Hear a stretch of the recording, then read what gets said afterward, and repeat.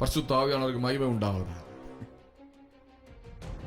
தேவனுடைய வரங்களை அல்லது தேவனுடைய வல்லமையின் பாதி அளவை நாம் தேவனிடம் கேட்க போகிறோம். பாதி சொத்தை எங்க கொடுங்க ஆண்டவரே. அவர் கொடுக்க மாட்டேன்னு சொல்ல போறாரா?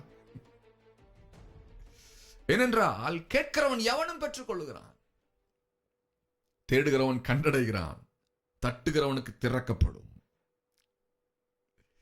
நாம் ஒரு கூட்டமாக விடாப்பிடியாக தேவனை பார்த்து கேட்டுக்கொண்டிருக்கிறோம்.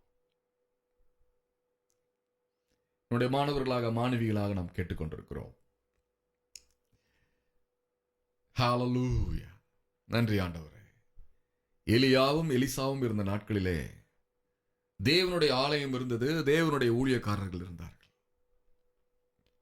எலியாவும் எலிசாவும் இருந்த நாட்களிலே போதகர்கள் இருந்தார்கள்,